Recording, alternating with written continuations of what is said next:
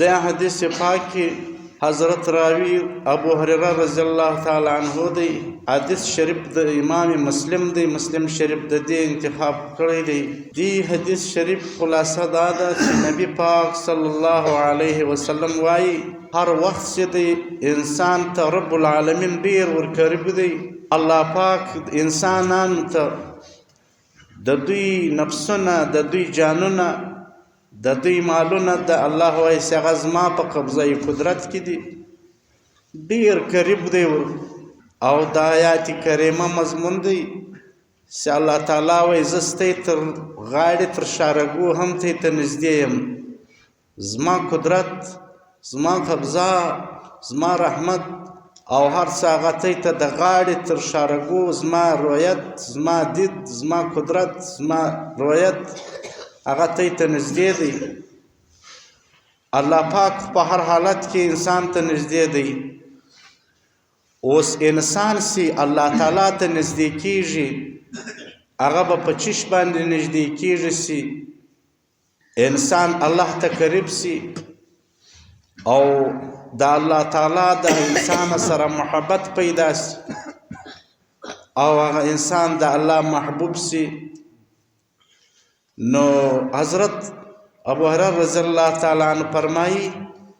چې د الله ګران خوږ نبی صلی الله علیه وسلم وفرمایل اقرب ما يكون العبد، ډیر نږدې هغه سي انسان بنده نږدې کیږي من ربه و رب العالمین ته چې ډیر نږدې کیږي او هو ساجد، د سجدې په حالت کې دی ډیر نږدې دی. دی په سجده باندې نږدې کیږي الله ته. هغه که سجده د لمانځه پر ځل لمانځه وي، که سجده د تلاوت د قرآن وي، او که سجده د نوافل وي، او که د فرائض وي، په دې باندې انسان ډېر نږدې کیږي. او په اکثر الدعا نو پیغمبر اسلام وایي چې ته د سجدې په حالت کې ته ډېر نږدې یاست او الله ته په سجدې په ذریعه باندې ته ډېر نږدې کیږي. په دې کې دعاوې کوي، هغه دعاوې کولی سي. اوس خو زموږ په پښتو باندې خو نسو کولی، خو هغه لمونځ داسې الفاظ وي چې زموږ لمونځ صدق کېږي. په نوافلو لمنځو کې به پیغمبر اسلام صلوات وسلام دعاوې کولې، په نفلي کې، په نفلي کې، فرضي کې نه. په سجده باندې به یې دا وویل اللهم اغفر لي ذنبي كله دقه وجله، یا الله ته زما ټولې ګناوې را معاف کړې، هغه که کوچنۍ وي که غټې وي، که اول وي که آخر وي، علانیت و سر، که ښکاره وي که پټې وي. دا به په سجده کې ویل. او دا به هم په سجده کې مبارک صلی الله علیه وسلم وویل اللهم انی اعوذ برضاک من سخطک. حضرت عایشه صدیقې سره روایت راغلی دی، هغه وایي چې یو وخت ما دی پر فراش باندې نه کوي پیدا، نبی صلی الله علیه وسلم ما دی لاس وټپراوی، ما لاس د ده پر پښو مبارک پر تلو باندې د ده پر پښو قدمینو مبارکو باندې ولګېدې او دی د سجدې په حالت کې وي، د ده پښې جګې وې پر سجده و. مبارک صلی الله علیه وسلم دا ویل اللهم انی اعوذ بیک برضاک من سخطک. خدایه زه ستا په رضا سره ستا بارګاه الهي کې پر سجده باندې یا الله ستا په رضا سره زه پناه غواړم ستا د ناراضګۍ، یا الله زه ستا معافي غواړم د عذابس. او دا به ویل لا احصي ثناء، یا الله هغه ثناوي صفتونه ستا موږ نسو کولی انت کما اثنیت علی نفسک، لکه تاسې خپل ځان له ثنا ویلې د الله هغه رقم موږ نسو ویلی. الله پاک دا ځان له ثنا ویلې ده چې هغه په یو آیات کې راځي لله الحمد رب السماوات ورب الارض. الله لره حمدونه دي، ټولې ثناوي دي چې الله تعالی هغه رب د اسمانو د مځکو دی او دی رب العالمین دی. د لره کبریا ده، لویي د لره ده، لویي بیا بنده لره نسته، کبر لویي چا لره نسته، لویي یو الله لره ده. هغه چې د هغه قدرت په اسمانو کې دی، په مځکه کې دی، هو العزیز الحکیم. نبی اسلام به وویل نو انسان چې ډیر نږدې کیږي و الله تعالی ته هغه قربت یې راځي هغه په چش وهو ساجدون په سجده کې نو هغه رقم که ته د سبحان ربي الاعلی بعد په نفلي لمانځه کې ته نورې دعاوې کوي کولی سي صرف په سجده و په رکوع کې قرآن شریف بند دی دا سجده و رکوع ډېر انتهایي د عاجزۍ او ډېر د تذلل حالت دی و الله ته د عاجزۍ حالت دی نو قرآن کریم به په دې ځای کې نه ویل کېږي نور اذکار وایاست ویلی سي په نفلي لمانځه کې یو حدیث پاک راځي نبی علیہ السلام سره روایت دی حضرت ابو هریره راوی دی هغه وای الله نبی وای الله تعالی وای حدیث قدسی دی من عاد علی ولیا فقد آذنته بالحرب پدې کې الله تعالی وای کچا زما پر ولی باندې لاس پورته کو زما د یو دوست سره ټکر وخواړی زما یو دوستان یې معنا ظاهرول فقط آذنته بالحرب الله وای دا زما اعلاني جنگ دی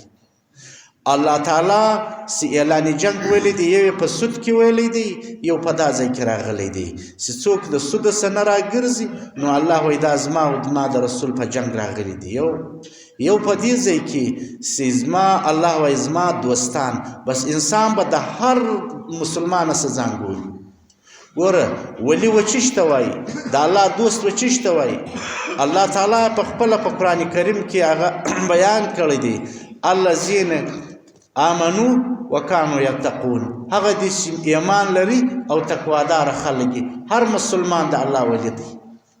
د هر مسلمان د الله دوست ولی سه هر تقوادار مؤمن دی دا نه دی چې دا یو بزرګ دی دا یو پلانکای پیر صاحب دی دا نو د الله ولی دی یا پلانکای مولوی صاحب دی یا هر مؤمن مسلمان د الله دوست دی تقوادار سړی سی په دې شرط د انسان به د دې سره ځان ګوري د هر مسلمان سره به اذیت نه کوي هر مسلمان سره به د زړه زهرېدنګ نه کوي د هر مسلمان از مظلوم ازاری به نه کوي د دې وجه څه الله وایي هغه بیا زما او زما د رسول زما په جنګ باندې زما دغه دپاره اعلاني جنګ دی نو یو حدیث کې دا راځي من عاد علی ولیا فقد آذنته بالحرب کچا زما د یو دوست سره هغه یو تکلیف یې ورسوي زما د هغه سره د جنګ اعلان دی د الله د جنگ د الله د زور څوک قدرت وس څوک طاقت لري څوک هغه تاب لري نو یو او بل الله وایي په فرائض ماته ژوندی کېږي ما یتقرب عبد نه نږدې کېږي وایي ماته یو بنده په بندګانو کې یو څوک مما احب الیه مما ابترزت علیه په هر هغه شي باندې چې ما پر دوی فرض کړي دي اول په دې ماته ډېر نږدې کېږي کم دي چې فرضي لمونځ دی یو فرضي روژه ده فرضي زکات دی یو بل فرضي یو واجب شی دی یو فرضي وسیله ده په دې باندې الله تعالی وایي ماته ډېر نږدې کېږي او ما یزال یتقرب الی عبدی بالنوافل ما ته بیا په نوافلو هم را نږدې کېږي په نفلو سې را نږدې سو الله تعالی وایي حتی احببته دونه نه نږدې سي زه بیا د هغه سره محبت کوم بیا چې زما د هغه سره محبت سي بیا زه الله وایي د هغه سترګې سم دا هغه سترګې چې دی ویني په زه د ده لاسونه سم زه د ده پښې سم د دې مطلب د حدیث دا دی چې بیا د ده مد نظر بل شی نه وي د دا انسان چې زما محبت ورسره پیدا سي په سترګو هغه کارونه کوي هغه چې زما ته محبوب وي بل شی دی نه ویني د الله رضا په ویني او په لاسو هغه کارونه کوي الله وایي چې ما ته محبوب وي د امانه زه د ده لاسونه سم چې دی ټینګېدل پکوي زه د ده پښې سم چې دی تک پکوي د دې مطلب د حدیث دا دی چې دی هغه کارونه چې هغه د الله په مرضا کې وي د الله په مرضا کې مستعملیږي په هغه باندې دی تک کوي هغه ته ګوري هغه ټینګېدل کوي دا رقم نو نبی اسلام وایي چې الله تعالی ته ته نږدې کېږي په سجدو باندې نږدې کېږي که په نفلي باندې وي که په فرضي باندې وي که په سجده د شکر وي که په تلاوت د قرآن وي دی بل حدیث کې راځي عن ابي هريره قال رسول الله صلى الله عليه وسلم اذا قرأ ابن آدم اذا قرأ ابن آدم السجدة فسجد اعتزل الشيطان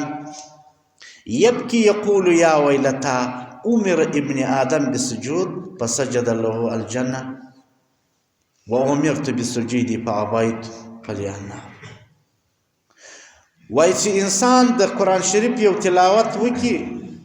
هغه تلاوت په هغې کې سجده راغلې ده. 14 ځا په قرآن کریم کې آیاتونه د سجدو راغلي دي چې هغه انسان ووایي او بیا سجده وکړي، شیطان په انګولا سي په ژړا سي. وای هغه خبره ته اشاره ده. وای ګوره ابن آدم انسان د قرآن هغه یو تلاوت چې هغه کې آیات د سجدې راغلی دی، هغه سجدې آیات یې ووایي او بیا یې سجده و الله ته وکړه، الله ځین راضي سو او د ده دپاره جنت دی. بس دی واویلا شروع کړي د واو یا ویلتا، د افسوس د فریاد نارې کې په بغارز شیطان. وای ما ته امر د سجدې وسوی ما نه وکړه، انسان ته وسوله هغه د ګوره سجده یې وکړه، د ده دپاره جنت دی. ما ته امر وسوی ما نه وکړه، ما انکار وکړ، شیطان وای زما دپاره اور دی. په دا وخت کې شیطان دونه په بغارو سي، ډېر په فریاد سي. هغه خبره ته اشاره ده الله تعالی سي حضرت آدم علیه السلام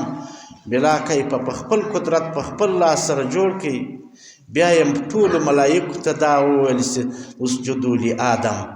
آدم علیه السلام ته سجده وکړي. او دغه ابلیس دا شیطان د عزازل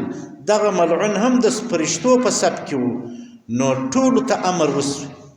الله پاک وایي فسجد الملائکه کلهم، ټولو ملایکو یو دم هغه په سجده باندې سوې. هغه سجده د احترام د آدم علیه السلام وکړه. ابلیس شیطان هغه لوی وکړه، کبر یې وکړي، دلیل یې چپه ووایي، ویل یې ولدی څه دی، هغه د خاورې څه تا جوړ کړی دی آدم علیه السلام، او زه تا د اوره جوړ کړی یم، اور پر افضله دی اور. د لوی وکړه، شیطان سجده نه وکړه، ملعونه سو تر قیامته پورې په عذاب باندې ګرفتاره سو. نو اول لوی شیطان کړی ده، انسان به لوی نه کوي، تکبر کبر لوی په انسان کې به نه راځي، انسان به دا نه کوي. اول لوی شیطان کړی ده. د قرآن او د حدیث په مقابل کې د هغه په روشني کې به عقلي دلیل څوک نه وایي، اول عقلي دلیل شیطان ویلی دی. او اول حسد غټ شیطان کړی دی. نو حسد کې نسب انسان ځان ګوري، دا شیطان کړی دی. او لوی شیطان کړی ده، تکبر لوی شیطان کړی ده، انسان چې به دا نه راځي. او د قرآن او د حدیث او د الله په مقابله کې عقلي دلیل شیطان ویلی دی. اوله بې ادبي شیطان کړی ده، و الله تعالی ته وګیه دی، ول زه دا نه کوم، زه پر افضله یم، دی د خاورې جوړ دی، زه د اوره څه یم. حالانکه دی خطا وتی په دا خپل اجتهاد کې هم پر خاوره باندې هم مړه پیدا اخی، هم یې ژوندي اخی، هم زموږ مړو عزت کوي، هم د ژوندو عزت کوي. نو او ټول مخلوقات پر هغه باندې پیدا اخی. پر اور باندې انسان په یو وخت کې یو جزء پیدا یي، دا ظاهري رڼا باندې دی خطا وتی. نو دی حدیث خلاصه دا ده چې انسان چې سجده وکړي، که د لمانځه وي که د تلاوت وي، شیطان په ډېر انګولاو سي، په بغارو سي، و الله تعالی ته انسان په سجده ژوندی کېږي. وعن ابي هريره قال رسول الله صلى الله عليه وسلم اذا قرأ ابن آدم یو انسان چې سجده د تلاوت وکړي، فسجد سجده وکړي، اعتزل شیطان ډېر دغه برکناره سي، یبکي په بغارو سي، د ډېر په انګولاو په ژړا سي، او یقول وایي یا ویلتا، ای زما هلاکته، ای افسوزه، ای حسرته زما، ای افسوزه، ای هلاکته راسه. امر ابن آدم، و دا شیطان ووایي چې ابن آدم خو امر سو بالسجودي، په سجده ته انسان ته امر سوی دی، په سجده فله الجنة، د دې انسان دپاره جنت دی. و امرتو، دا شیطان ووایي بالسجود، ما ته الله تعالی امر وکړي، فابیتو، ما انکار وکړي، فلی النار زما دپاره هغه اور دی دی په خپله قایله سي په دې باندې هغه دا ده چې لوبې ادبي یې وکړه او چپه دلیل یې ووایي کبر یې وکړه لویي یې وکړه حسد یې وکړي نو په دا وجه باندې شیطان د لاړی ملعونه سو او انسان خوش قسمته دی چې هغه دا تلاوت وکړي سجده وکړي او یا د غي په لمانځه کې یا په نفلي کې یا په فرضي کې الله ته دی د نزدېکت ذریعه جوړیږي. وعن ربيعة بن كعب قال كنت أبيت مع رسول الله صلى الله عليه وسلم فآتيه بوضوئه وحاجته. د دې حدیث مبارک خلاصه دا ده ربيعة ابن كعب رضی الله عنه هغه یو صحابي دی ابو فراس د کنیه ده په 3 هجري کې دی وفات شوی دی او دا صحابي د پیغمبر علیه الصلاة والسلام د حضر د سفر ملګری به و یعنې د دې په مدینه طیبه کې هم به زیات ورسره و او په سفر کې چې دی به د غزوات په سفر یا د دی به پرې خوا تللی نبی کریم علیه الصلاة والسلام ربیعه بن کعب دی هم ورسره تللی په سفر کې هم ملګری وي او دی وایي ما به دا عادت و چې د شپې به پیغمبر علیه الصلاة والسلام هغه آرام وکړي چې بیا به دی راپورته کېدی ما دا ربیعه وایي دا صحابي وایي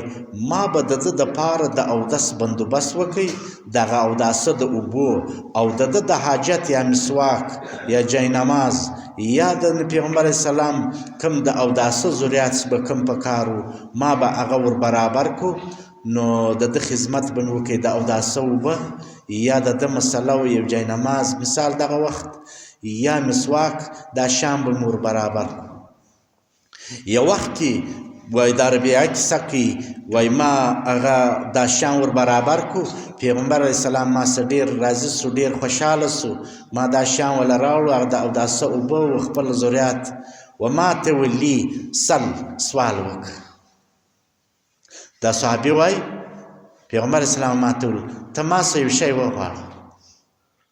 سوال وکړه زه تا ته دعا وکړم زه د الله څه وغواړم ستا دپاره یو مقام ته ما څه شی وغواړه فقلت ما ورته ویل اسألوک مرافقتک فی الجنة زه ستا سره یا رسول الله یو ځایوالی غواړم په جنت کې لکه دلته چې په دنیا کې زه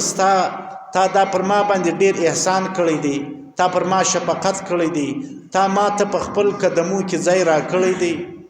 تا ما ته خپل په پناه کې په خپل قرب کې په خپل انډیوالي کې تا ما ته صحبت راکړی دی نو په دې دنیا کې زه ستا سره مرافقت غواړم په جنت کې چې هم په جنت کې یم هم ستا سره یم پیغمبر اسلام راته وویل دا صحابي وای دا ربیعه بن کعب وای ما ته ویل او غیر ذلک بل وغواړه دا ډېر لوی سوال دی زما سره او بیا په جنت کې ته بل وغواړه قلت ما ورته هو ذاک یا وسم دغه غواړه بس دغه سوال مې دی بل نه کوم بس تا سره به په جنت کې یو ځای والی پیغمبر اسلام ما ته وویل زه به وکړم سید ستاسو دپاره به دا سوال د الله څخه وغواړم چې ته په جنت کې ما سره یې خو ته م یو کار وکړه فاعني على نفسك بکثرة السجود ته زما امداد په ډېرو سجدو وکړه یعنې زه به دا سوال وغواړم د الله څخه خو ته بیا زما امداد په ډېرو سجدو وکړه ته هم ډېرې سجدې کوه نو ته فرضي لمنځونه ته نوافل ته د شکر ته د تلاوت ته ډېر سجدې لګوه الله ته زه به هم سوال وکړم د دې معنا دا ده چې یوازې دعا نه چې زه خالص زه ستاسو لپاره خالي دعا وغواړم ته زما امداد هم په دې شي وکړه ته هم دا کار وکړه نو ته ډېرې سجدې هم وکړه ته لمنځونه کوه ته فرضیات کوه ته نوافل کوه د دې حدیث څخه دا معلومه شوله وایي چې د مشرانو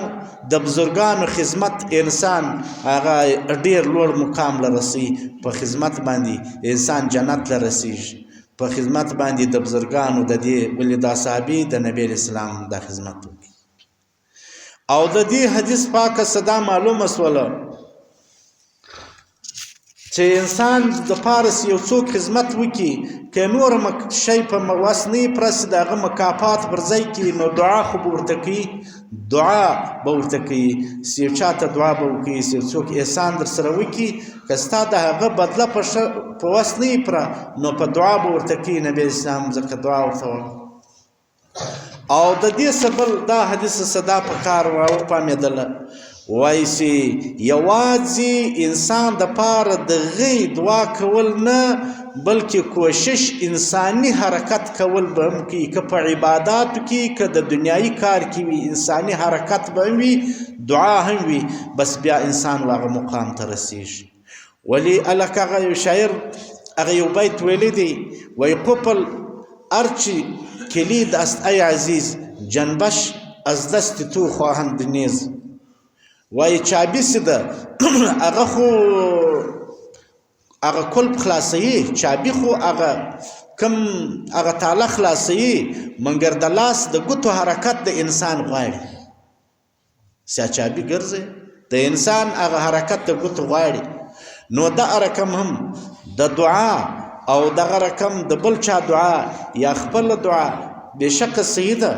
مګر هغه به وي چې هغه انساني کوشش او هغه انساني حرکت به هم وي نو پیغمبر اسلام وده ته ویل ته زما امداد وکړه په ډېرو سجدو باندې ته هم سجدې وکړه نه به زه بیا دغه زه به ستا دپاره دعا وکړم بیا به ته زما سره ملګری مرافقت به په جنت کې وي یو بل تابعي دی دا معدان بن طلحه نومې دی دا تابعي دی دی وایي زما ملاقات رالی د ثوبان سره ثوبان بیا یو صحابي دی د پیغمبر اسلام آزاد کرده غلام و اول وار مریی و بیا نبی اسلام آزاد کی بیا صحابي و